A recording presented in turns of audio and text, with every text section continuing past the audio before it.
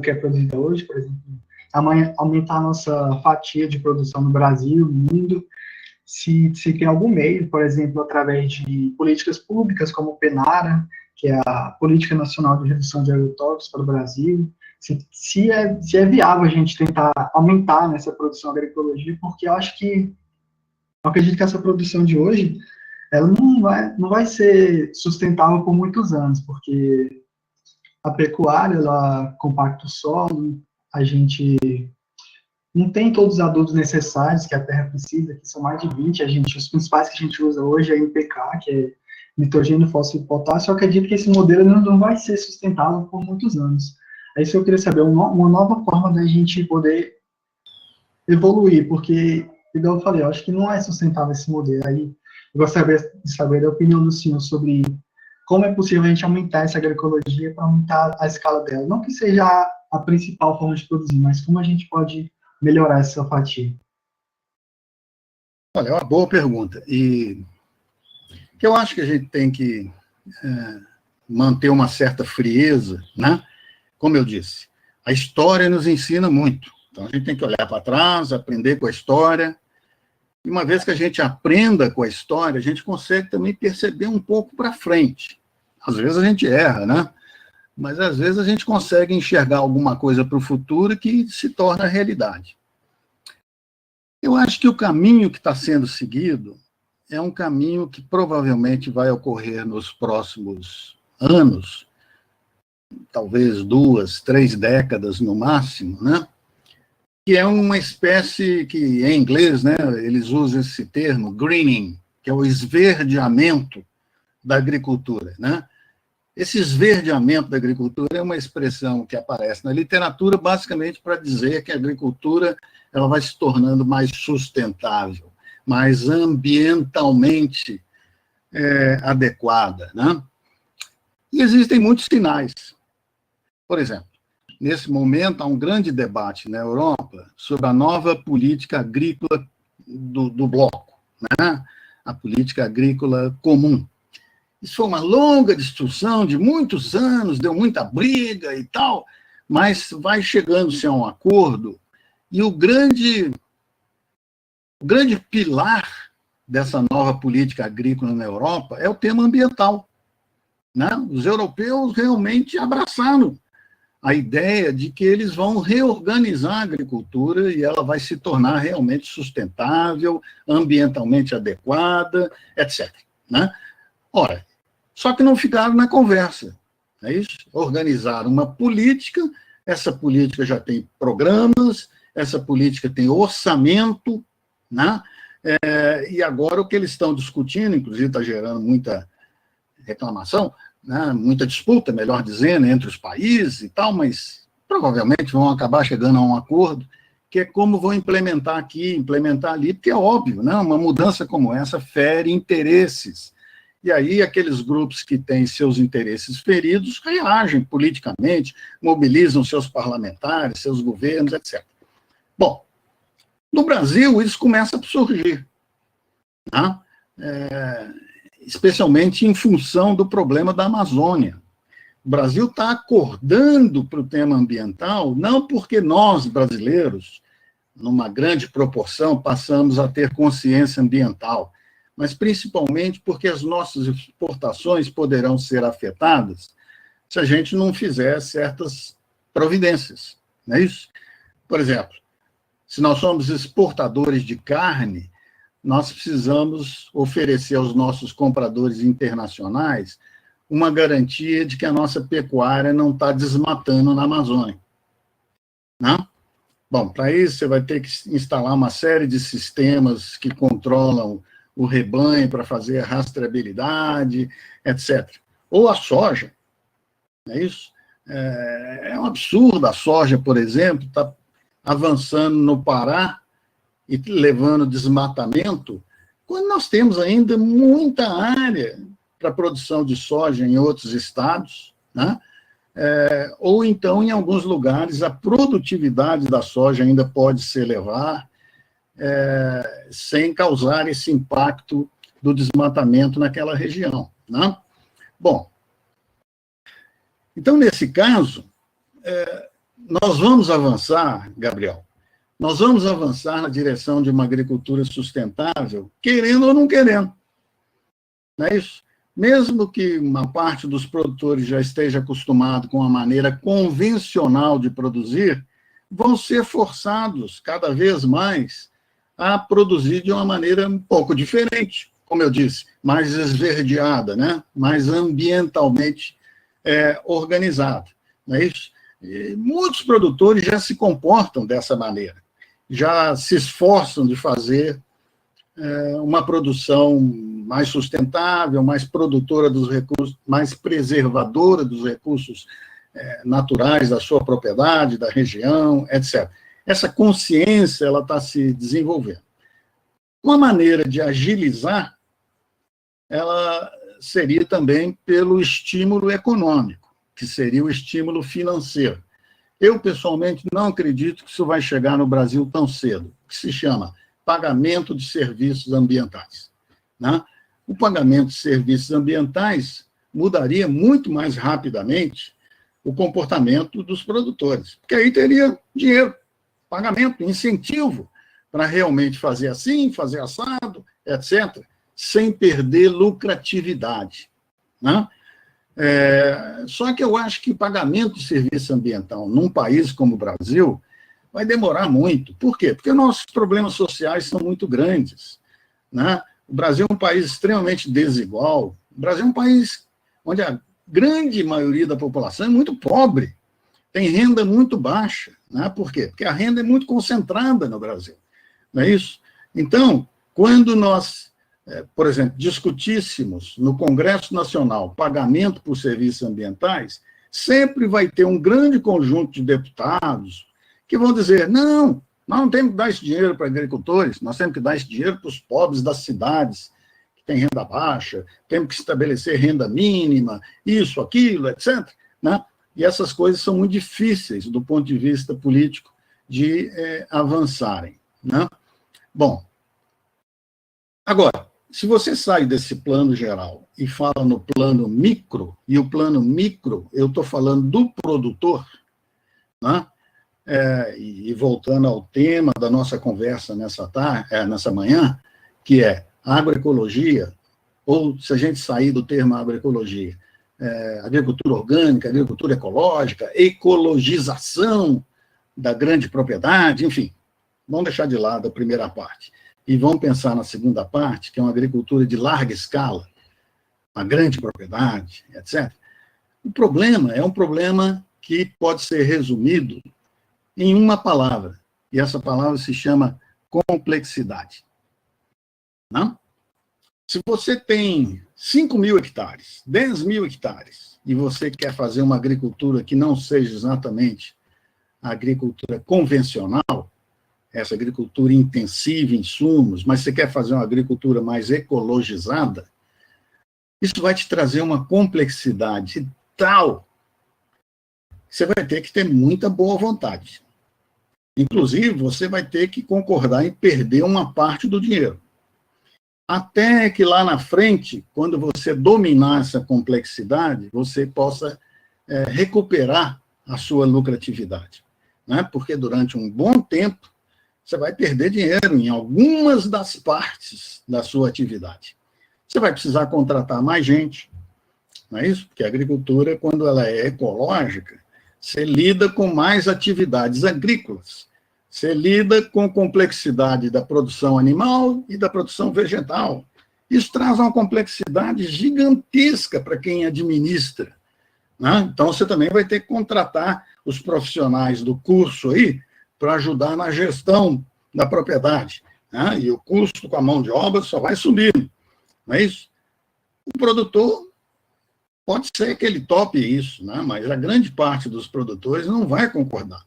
É muito mais fácil você ser um excelente produtor de soja, sabendo tudo sobre a soja, tendo uma produtividade elevadíssima na sua propriedade e tal, e, portanto, um especialista na produção de soja, é muito mais fácil isso, em termos de e mesmo assim é muito complexo, né?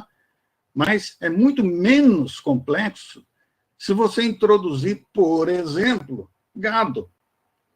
E você tem que também tirar a lucratividade da atividade pecuária. Já pensou se você introduzir também florestas, como quer a Embrapa, por exemplo, quando propõe a integração lavoura-pecuária-floresta? E aí você tem que administrar a complexidade de 3 grandes atividades. Eu pergunto para vocês, quem é que vai ter essa disposição de lidar com uma hipercomplexidade? Esse é o grande problema, entende? Quer dizer, quando o grande proprietário é comovido, digamos, por essa discussão sobre sustentabilidade, quer preservar melhor os seus recursos naturais, mas ele é um empresário, e se ele é um empresário, ele diz assim, bom, se isso aí mantiver a minha lucratividade, eu posso até tentar, né? Agora, ele precisa ser convencido de que essa lucratividade vai existir. Segundo, ele precisa também ser convencido de que a complexidade que isso traz para a propriedade dele, ele vai saber administrar. Esses são os grandes desafios. O José Gabriel, queria justamente falar com o Dr. Zander, em relação à questão da pesquisa. O senhor foi bem claro quanto à sua posição sobre a agroecologia na grande escala. Por enquanto, você está realmente falando que é difícil pensar numa mudança a curto prazo. Tá? Mas deixo bem claro que a meio e longo prazo, devido às pressões do mercado, internacionais, nacionais, pressões da sociedade também, do consumidor, acho que, e da ciência, porque as mudanças climáticas, com certeza, você usou a palavra forçados, vai ter que forçar um pouquinho esses sistemas a certas mudanças. E isso, claro, como você falou, não se faz de um dia para outro, e precisa, para isso, de muito conhecimento, para conseguir fazer essas transições, conhecimento que a ciência pode trazer. E minha questão estava mais voltada justamente sobre a pesquisa. Eu tive a oportunidade de conhecer as pessoas do INTA, na Argentina, o senhor deve conhecer também, tem um grupo que trabalha justamente sobre agroecologia em grande escala. Estão fazendo um trabalho bem interessante sobre essa possibilidade de transição. Eu acabei de ver que foi lançado também, foi segunda-feira, o livro, o senhor deve conhecer também, Desafios para a Agricultura nos Biomas Brasileiros, da Embrapa. Perfeito. Então, eu estou vendo que tem e você também falou justamente da frente que se abriu na União Europeia em relação à agricultura, da PAC, de uma frente ambiental, realmente uma tendência dos países da União Europeia de trabalhar a questão agora da ecologia.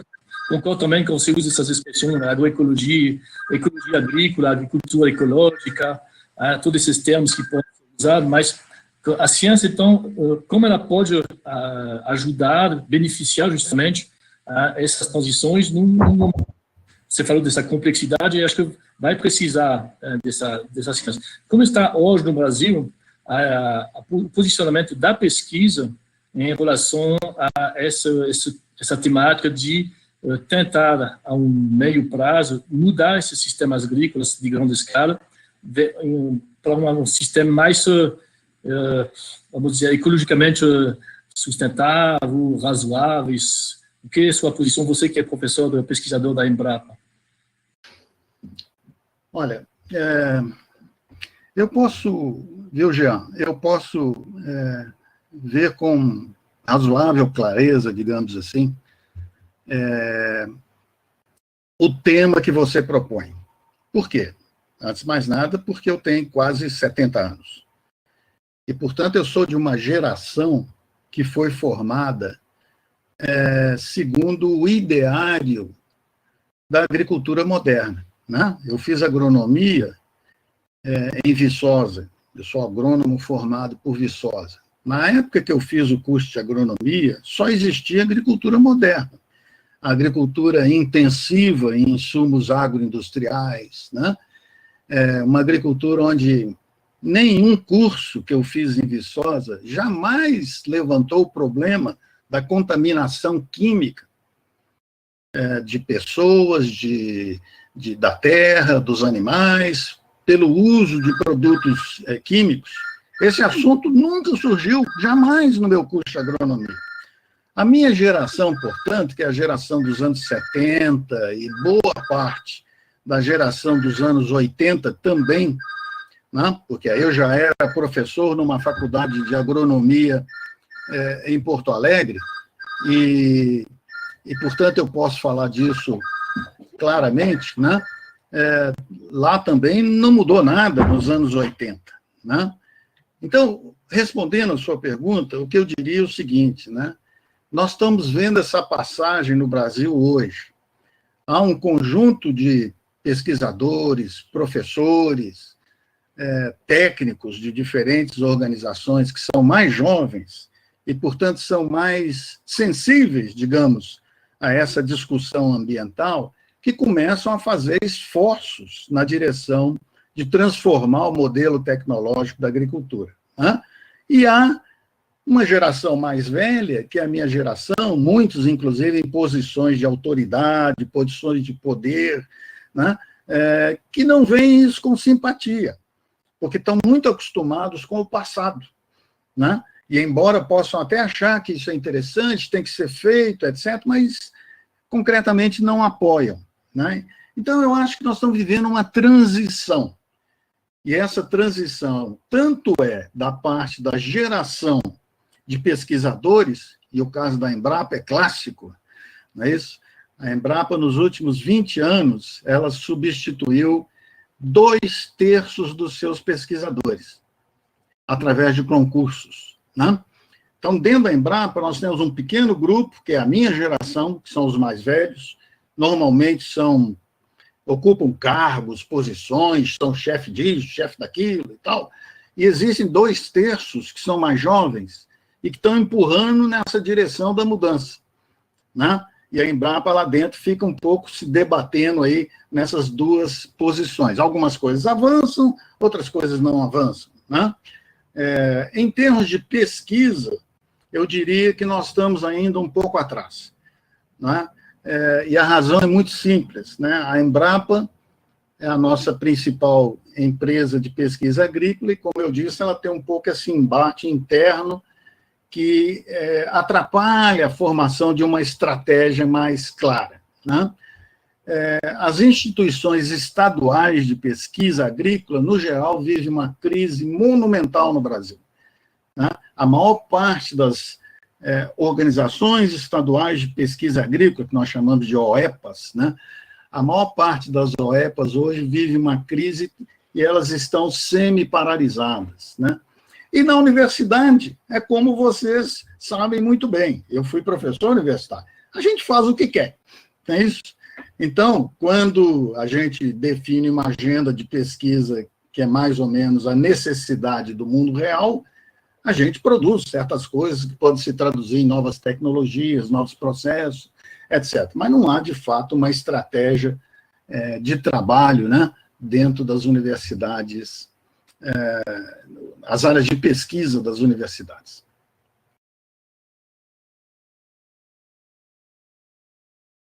Bom, gostaria de saber quais as principais dificuldades de se obter produtos agroecológicos certificados e também quais os principais requisitos. Principais o quê? Os principais requisitos. Requisitos. Olha, Eric, como eu disse antes, né, nós temos várias escolas de agricultura contrária à agricultura moderna. A que mais avançou é a agricultura orgânica. A agricultura orgânica no Brasil, ela já tem uma história de certificação, né? Portanto, você pode produzir, ter a certificação e acessar mercados, né? E tem uma série de requisitos, não é isso?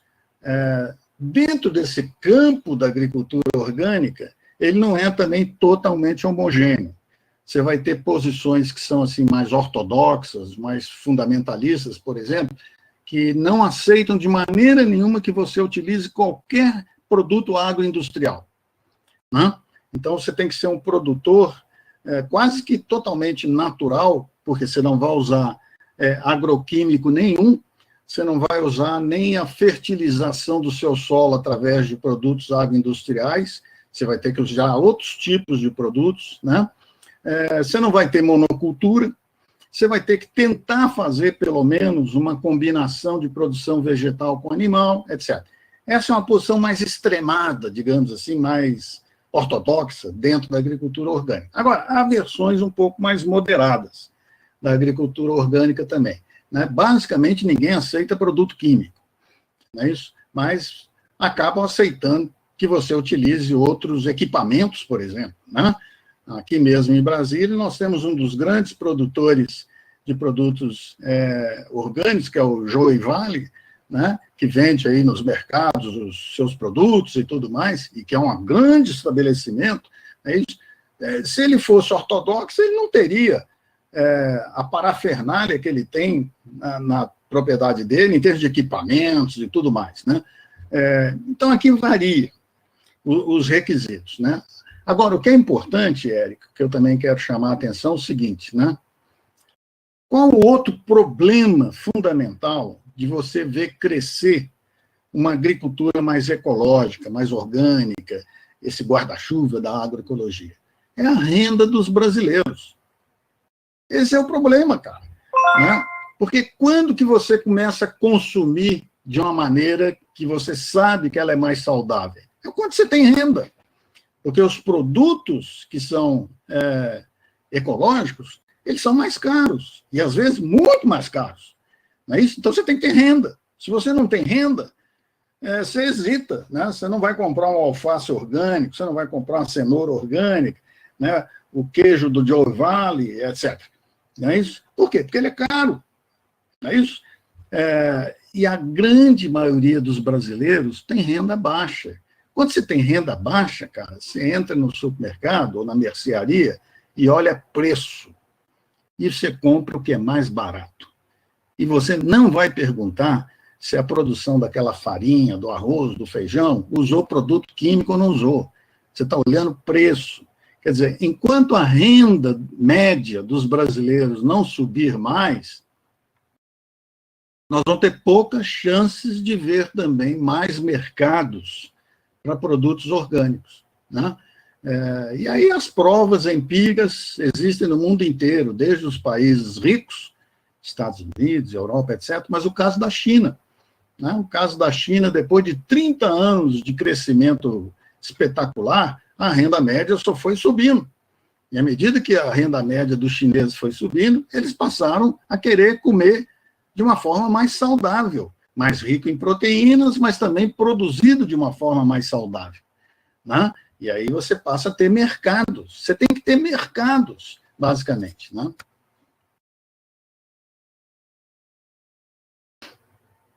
Eu queria agradecer essa fala, foi muito enriquecedora, que as pessoas vão começar a aumentar seu padrão de exigir alunos melhores quando ela tiver melhores condições de renda. Isso é muito interessante a gente poder começar a raciocinar essas coisas.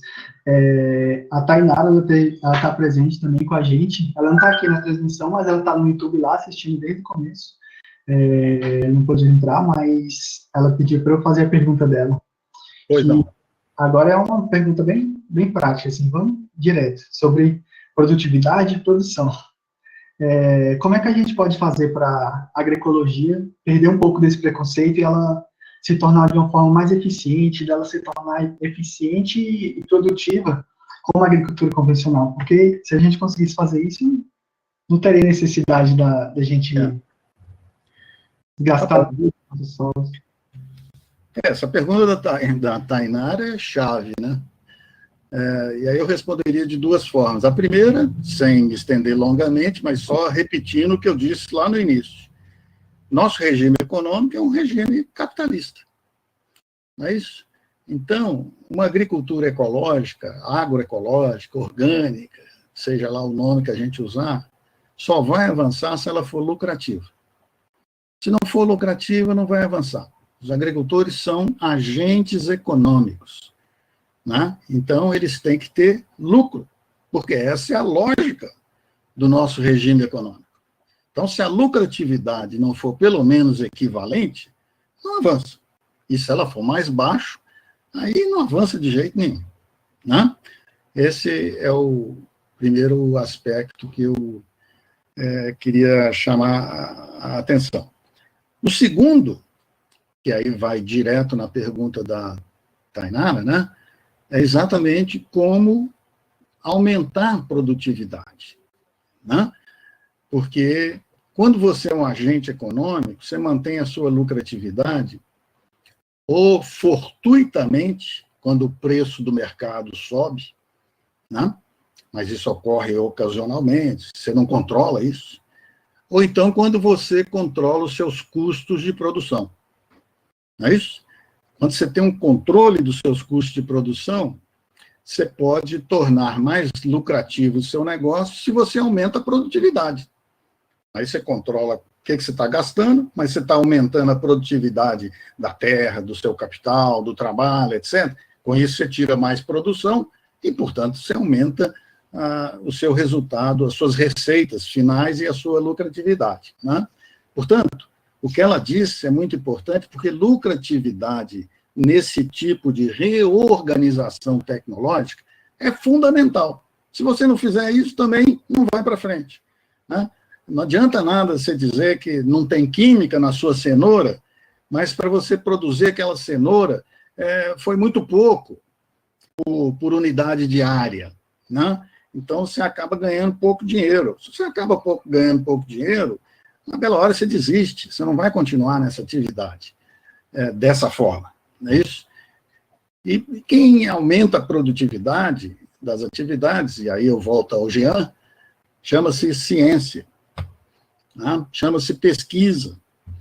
É só pesquisa mais ativa, uma pesquisa muito colada com as realidades rurais, uma pesquisa que saiba exatamente as necessidades dos agricultores, só essa pesquisa que pode produzir um conhecimento que permita a elevação da produtividade, né? E isso, por enquanto, nós temos pouco no Brasil, né? No Brasil, a maior parte das atividades de pesquisa agrícola ainda estão amarradas, vamos dizer assim, à agricultura moderna, à agricultura convencional, à agricultura que se estruturou mais no passado, né? Essas áreas ecológicas, elas são emergentes, elas são ainda pequenas, né? Não tem muitos recursos, não tem muita gente, inclusive, né? Enfim, é como eu disse antes, nós estamos vivendo uma transição. É bem provável, não vou estar aqui mais, mas é bem provável que daqui a 20 anos a atividade de pesquisa seja um pouco diferente nas universidades, na Embrapa, em outras organizações, né? Eu acredito que esse avanço da ciência vai correr através da Embrapa, de vocês, pesquisadores, e a integração com as faculdades e outras instituições, bem a gente mesmo que está tendo essa conversa. Acho muito interessante isso. Essas foram nossas perguntas. Gostaria de saber se o nosso professor Jamil tem algo a acrescentar, senão a gente pode continuar nosso debate. José Gabriel, acho que o debate poderia continuar um grande tempo, porque quando a gente aborda esse assunto, a agroecologia, com todas as facetas possíveis, vai longe. E acho que o Dr. Zander também fez bem o futuro, falou dos próximos 20, 30 anos, esperamos que tenha mudanças. Eu concordo com a fala do senhor, que depende muito bem da sociedade, da renda das pessoas, do sistema financeiro, capitalismo, das tendências mundiais do mercado. Hoje tem uma pressão muito forte dos países europeus, por exemplo, sobre os sistemas. Tem uns preços dos consumidores, nós temos grandes avanços. Acho que eu reparei também uma fala do Zander, que falou justamente que as novas gerações, o senhor falou que foi criado um sistema produtivista, de sistema de agronomia intensiva, que muitos agricultores ainda nessa fase, mas as novas gerações vêm já com outra mentalidade. E, no caso, o que você poderia passar como último recado para nossos gestores de agronegócio, nossos estudantes que vão se formar daqui a pouco, o que eles precisariam, talvez, também pensar na sua formação acadêmica para se preparar para esse futuro, como gestor de agronegócio? O que você daria como conselho, além da bibliografia que você passou muito interessante para eles ler. O que o perfil do futuro gestor de agronegócio nesse sentido? Qual seria? Olha, eu pensei sobre isso também, né, quando o Gabriel me convidou, né? Pensei, bom, se eu estivesse fazendo esse curso, né, de gestor em agronegócio, qual seria a principal exigência, né? Eu vou mandar esse livro para vocês, eu estou concluindo hoje, e é possível que alguns de vocês leiam pelo menos algum capítulo, etc., né? Qual a grande mensagem desse livro que eu vou mandar? A grande mensagem é que o Brasil vinha se transformando gradualmente, especialmente na década de 1990, e a partir do final da década de 90 e entrando nesse século, essa atividade agropecuária ela acelerou-se notavelmente. Por isso que o livro tem um subtítulo que a gente chama de A Grande Transformação, né? Aqui é uma combinação de fatores que eu não vou poder detalhar. Talvez eu cito só como ilustração, né, que essa aceleração da transformação da agropecuária brasileira ela foi empurrada fortemente na virada do século e nos anos iniciais desse século, pela demanda chinesa, né? Porque os chineses entraram comprando tudo.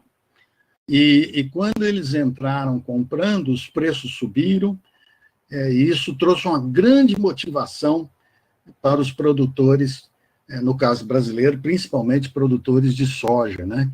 Que ampliaram as suas áreas plantadas, começaram também a comprar terra para plantar mais, modernizar-se e tal, porque a China está aí, e pagando bem, né? Bom, então essa grande transformação é o que está acontecendo no meio rural brasileiro. E vocês têm que entender essa transformação. Esse é o grande problema, né? Não é muito fácil, porque o Brasil é gigantesco, e hoje o Brasil não é só produtor de café, como ele era 50 anos atrás. 50 anos atrás, o Brasil produzia café, um pouquinho de cana-de-açúcar lá no Nordeste, uma partezinha minúscula de cacau no sul da Bahia, e acabou. O resto eram produtos de alimentos para venda nos mercados locais, regionais, etc., de baixa produtividade, e acabou. Hoje não. Hoje, vocês sabem disso muito bem, o Brasil é o maior produtor de vários produtos, né? Eu lembro bem a frase do livro do Fábio Chadá. Se você pega 36 produtos, o Brasil está entre os 5 maiores produtores em 36 produtos. Às vezes é o primeiro, às vezes é o segundo, às vezes é o quinto. 36. Né? Então, nós temos uma diversidade enorme de produção vegetal e produção animal no nosso país. E você entender isso tudo, qual é a lógica tecnológica, qual é a lógica econômica, qual é a lógica financeira, porque cada vez mais o capital financeiro é que está organizando a agropecuária brasileira. E muitas vezes esse capital financeiro nem é nacional, ele vem de fora. Né? Vou dar uma ilustração para vocês. Peguem os professores universitários dos Estados Unidos. É isso? É uma enorme categoria de professores universitários. Aí, eles têm uma poupança, e essa poupança, através do sindicato nacional deles, eles põem num fundo de investimento.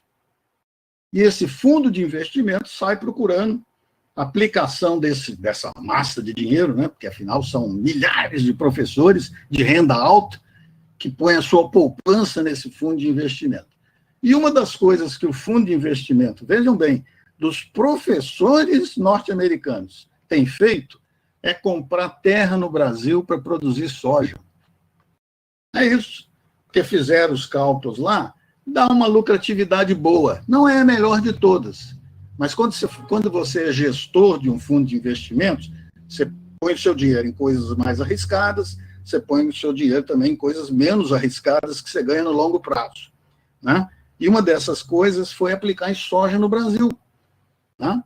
Então, já tem várias áreas que uma empresa brasileira, ou mais de uma, umas 3 ou 4 empresas brasileiras, administram para esse fundo de investimento dos professores. O Sindicato dos Médicos da Alemanha também faz a mesma coisa. Então, vejam bem, o capital financeiro de fora do Brasil, inclusive de origens que a gente nem imagina quais são, né, estão investindo na agropecuária brasileira. E muitas vezes você não consegue nem ter essa informação, entender por quê, etc. Né? Bom, então qual seria realmente a mensagem, né, que eu deixaria para vocês para a gente concluir, então? Eu acho que vocês têm que fazer um esforço gigantesco de entender essa parte da sociedade e essa parte da economia brasileira, que se chama mundo rural, agropecuária, etc. Para isso tem que estudar que nem os loucos, simplesmente. Agora, eu acho que vocês estão numa área muito promissora, né? Porque hoje a agropecuária brasileira é a principal parte da economia brasileira, ela cresceu de uma forma espetacular, vai crescer mais ainda, porque o Brasil é um dos poucos países que pode crescer ainda mais a sua economia agropecuária, né?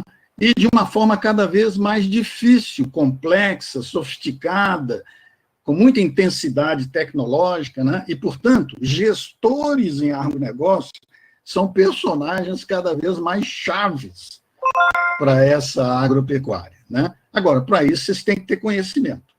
Você tem que chegar num produtor, você tem que chegar numa propriedade, num grupo de pessoas que lidam com essas atividades e mostrar conhecimento, né? Mostrar que vocês sabem o que está acontecendo, qual é a lógica, quais são as ameaças, para onde são as oportunidades, etc. Não é nada simples, mas a gente vai construindo isso ao longo do tempo, desde que a gente tenha disciplina, né? Desde que a gente tenha vontade de aprender, desde que a gente goste de fazer o que a gente está fazendo, e deve ser o caso de vocês, né?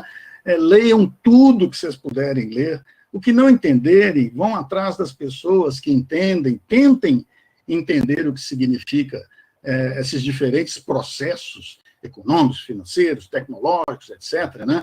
Nós estamos vivendo uma revolução no campo, uma revolução tecnológica, mas também uma revolução econômico-financeira, né? O Brasil já recebe investimentos de capitais estrangeiros, e não somente esses fundos de investimentos, mas logo a seguir o Brasil vai permitir a compra de terras. Já pensou na hora que o Brasil permitir comprar terras no país? Vai vir um monte de gente de diferentes lugares querendo investir, etc. E, portanto, com a pergunta, o que eu faço? E o que eu faço vai ser respondido por vocês, que são os gestores em agronegócios, né? Então, eu vejo um campo muito promissor para os profissionais formados num curso como esse.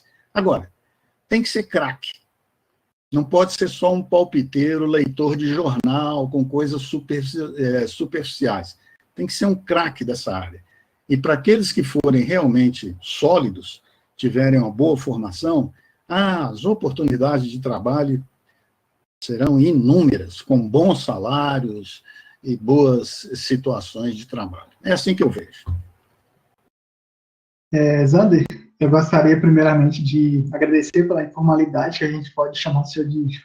Não falei no começo, o senhor conquistou tudo no meio acadêmico, que a gente tem aqui essa conversa como se fosse na faculdade mesmo. Eu gostaria de dizer que se o senhor quiser voltar da aula, a gente aceita muito, se der pra gente.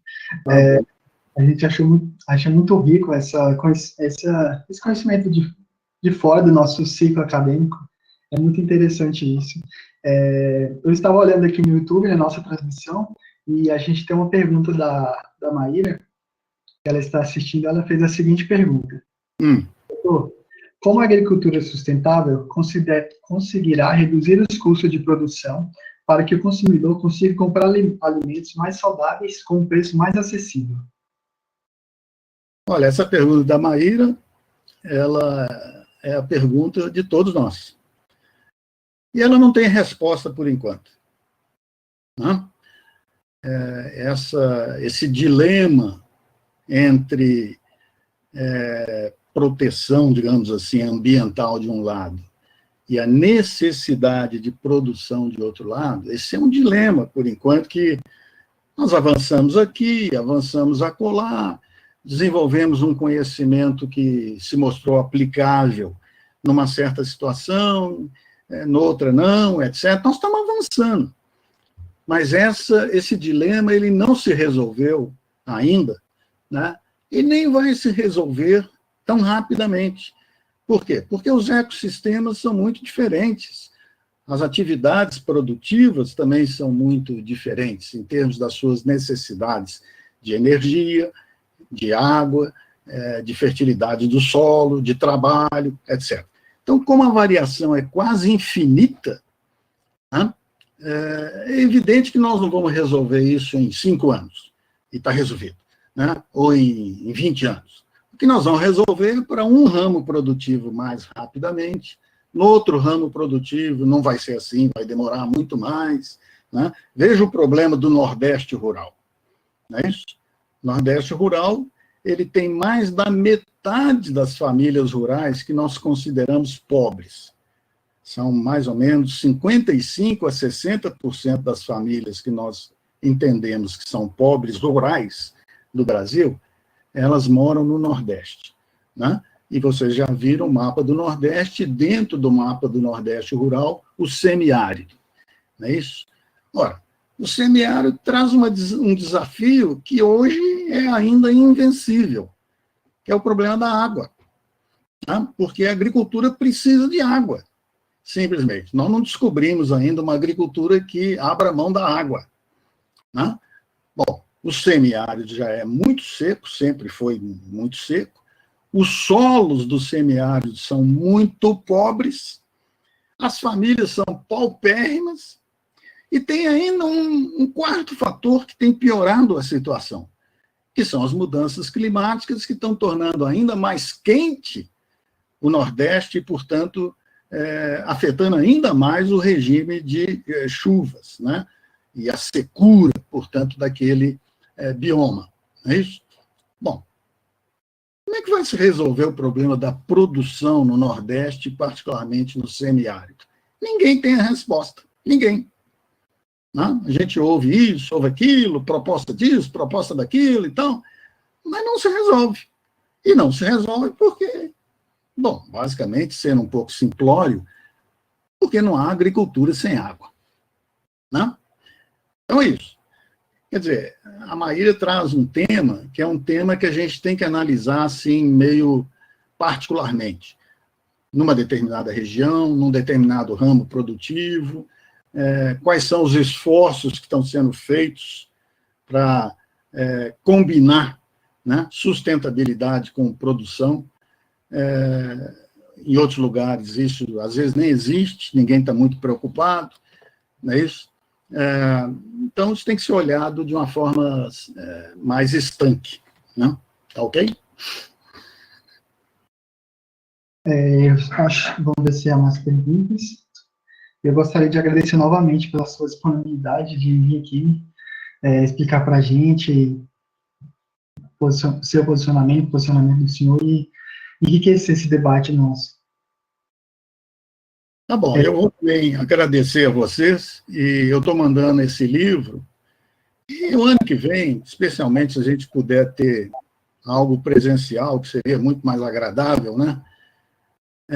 Se o professor Jean também tiver interesse em organizar dentro da sua disciplina, etc., aí a gente pode fazer uma conversa, uma outra conversa, por exemplo, em torno desse livro, ou outras coisas que eventualmente vocês preferirem. Para mim seria um grande prazer, né, voltar à sala de aula, que sempre foi o meu ambiente favorito. Lá na Embrapa não tem aluno, então não tem graça, não é isso? Eu teria muita satisfação de voltar a dialogar com vocês mais à frente. E muito sucesso no curso de vocês, formem, estudem bastante, vocês vão ter muito sucesso, não tem nenhuma dúvida sobre isso. Tá bom? Muito obrigado, hein? Dr. Slender, obrigado, agradeço a participação nesse convite, ter aceitado esse convite. Foi bem interessante a conversa.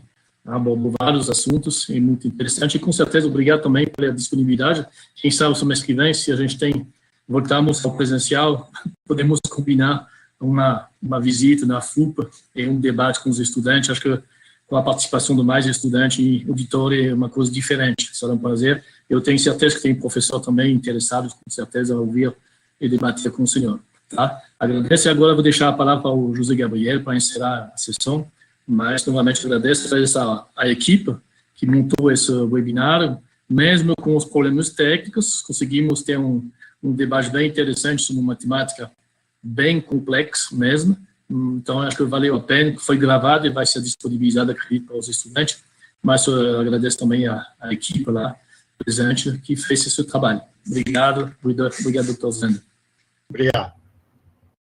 Eu queria pedir desculpa novamente pelos nossos problemas técnicos no começo, mas eu acredito que esse tema é o tema do futuro, que é o que vai acontecer. Ele é muito relevante nos dias atuais, e eu gostaria de agradecer novamente pelo senhor aqui, estar aqui debatendo com a gente, respondendo nossas perguntas. Eu achei muito rica a nossa reunião, e eu gostaria de novamente agradecer por todos que estão assistindo a gente no YouTube, pelo professor Januí por disponibilizar a gente, nos auxiliar quando a gente precisou, do Zander, principalmente, por aceitar nosso convite de poder palestrar aqui, e eu espero que a gente possa ter mais contato no futuro, mais uma palestra, mais alguma coisa, alguma vez, seria muito, muito rico.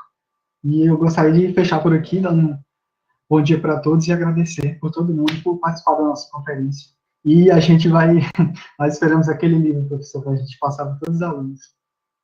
Ok. Obrigado, então, e até logo, hein? Obrigado. Obrigado, tchau, tchau.